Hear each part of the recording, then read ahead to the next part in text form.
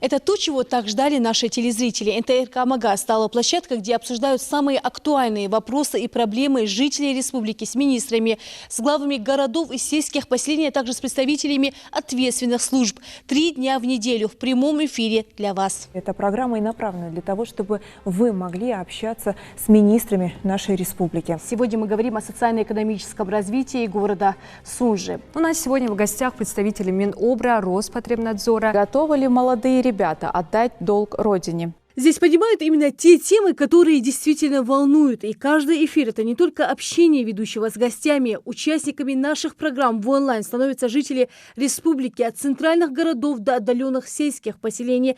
Задать свой вопрос здесь, в студии, получить на него прямой ответ возможно только на национальном. Больше 2 месяцев мы вместе с нашим зрителем улучшаем качество жизни и делаем местную власть еще доступнее. Прекрасная возможность для людей обратиться со своими проблемами к чиновникам. А мы уже далее следим за их исполнением или неисполнением того или иного обращения. То есть это официальная площадка, чтобы мы не говорили, да, в социальных сетях тоже появляются различные обращения, различные вопросы, но именно те проблемы, которые звучат здесь, они обоснованы и могут получить конкретный ответ от конкретных исполнителей. Поэтому в этом, наверное, и есть необходимость. Конечно же, основной приоритет отдается населению. Если у ведущего есть вопрос, и на линии у нас еще и звонок, конечно, в приоритете обращение телезрителя, и мы стараемся как можно больше обращений и звонков пропустить в эфир. Ровно в 19:30 в понедельник, во вторник и в четверг программы в прямом эфире «Муниципальный час» и «Министр онлайн» совместно проект телеканала «Магаз» и администрации главы правительства Ингушетии. Они проводятся по инициативе Махмуда Али Калиматова. Глава республики уверен, каждый чиновник должен на месте работать для людей. И действительно, главная цель наших прямых эфиров – сделать руководителей министерств и ведомств доступнее и ближе к народу. О том, насколько проекты востребованы среди наших телезрителей, говорит количество поступивших на номера прямого эфира звонков. Только за последнее время их зафиксировано около 4000. Люди смотрят, верят и ждут, а это самое главное. Во-первых, скажу, что и название канала поменяли, да, в принципе, очень нравится, Магаз.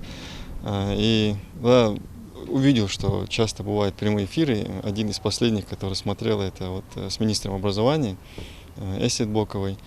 Заметил, что да, действительно звонки не подставные и действительно решаются какие-то вопросы. И вот с даже такими бытовыми и насущными проблемами, которые сталкиваются наши жители, это и вот устройство в детский сад, и в школу детей. В целом работа канала пока в последнее время очень нравится. И сам пробовал звонить, дозванивался на прямые эфиры.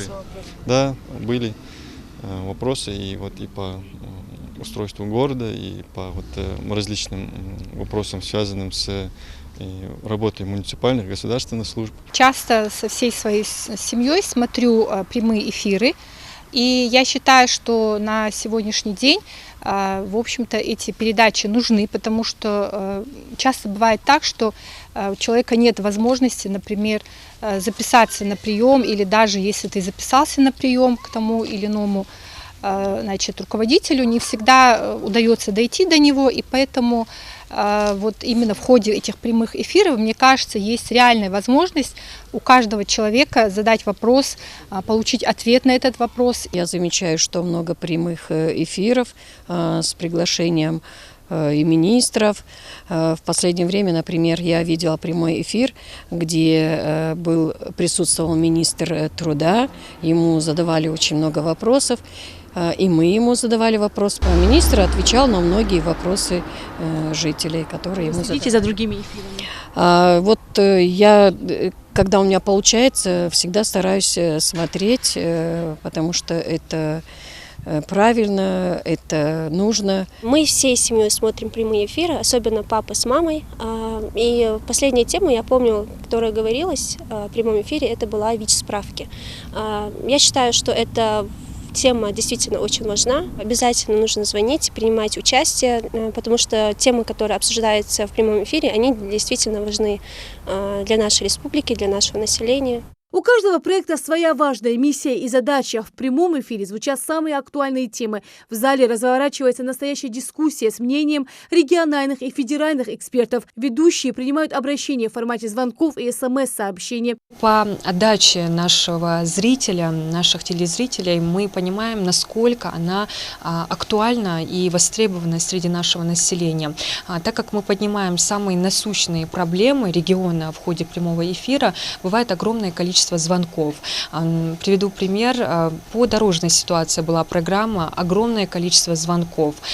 Также по справкам об отсутствии ВИЧ, инфекции и наркозависимости, по работе реабилитационных центров, по нарушению прав потребителей, по защите бездомных животных. Пожалуй, самый социальный проект – это «Муниципальный час». Программа идет уже во втором сезоне. В первом за несколько месяцев побывали все главы городов и сельских поселений. Реализация национальных проектов и госпрограмм, коммунальная инфраструктура, качество автомобильных дорог, санитарное состояние общественных территорий и не только. В эфире звучат проблемы жителей и ответы на них.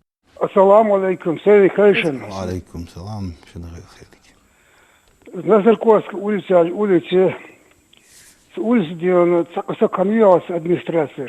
Каждый четверг мы приглашаем в студию министров нашей республики. В эфире программы Хавы Сутыговой побывали руководители многих ключевых министерств. Говорят о реализации федеральных проектов и решают самые разные обращения граждан. В программе всегда много звонков от жителей республики. К сожалению, время нашего эфира ограничено, и у нас остается очень много вопросов. Уважаемые телезрители, вам спасибо за обратную связь. Это все только начало. Впереди еще больше интересных и смотрибельных проектов. Не будем рассказывать всех секретов и планов. Следите за нашими эфирами национального и не переключайтесь, оставайтесь на канале Магаз. Рина Цичоева, Султан Бугучев, Новости 24.